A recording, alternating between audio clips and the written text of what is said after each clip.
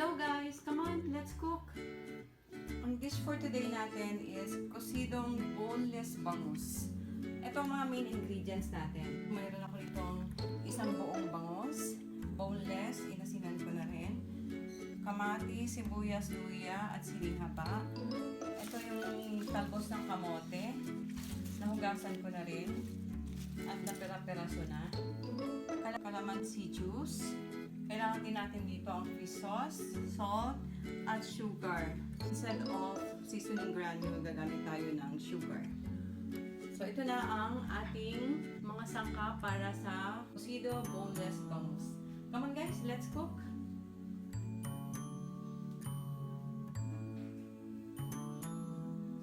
So, ito yung ating cooking pot. Maglalagay lang tayo dito ng 1.5 litrong tubig. Lagay na rin natin ang kamatis, sibuyas, luya, at sili.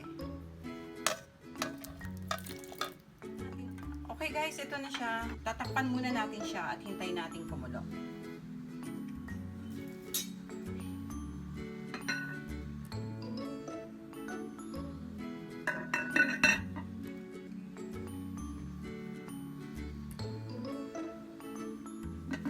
And open na natin.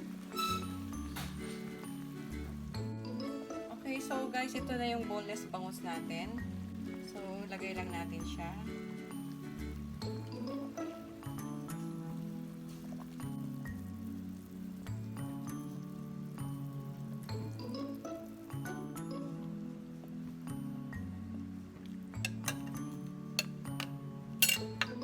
Lagay na natin ang calamansi.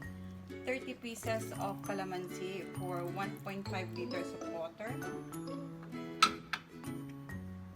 Lagay na rin natin ang patis.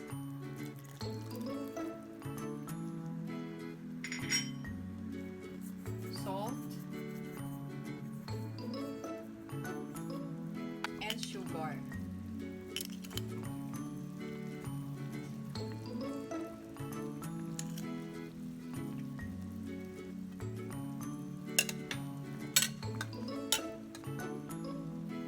Okay guys, so ito na yung ating kusidong boneless bangus. Nilagay ko na yung calamansi, patis, sugar, at asin. So, tikman na natin siya guys.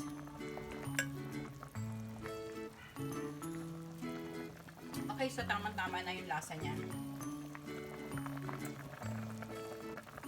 Lagay na natin ang talbos ng kamote.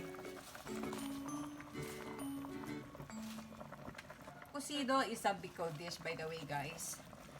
So, natutunan ko pang lutuin ito sa mother ko. Paboritong lutuin ng nanay ko. Okay, sinabawang isda sa Bicol. Kusido. Na may calamansi. At gulay. Pwede rin kayong gumamit dito ng malunggay. Gusto nyo, pero kusido is known for talbos ng kamote. Kasi ang ganda ng color niya guys pag naluto na siya. Lalo na pag ang ginamit yung talbos ng kamote is yung red camote tops. Natin siya for 1 minute and it's done. Ready to serve.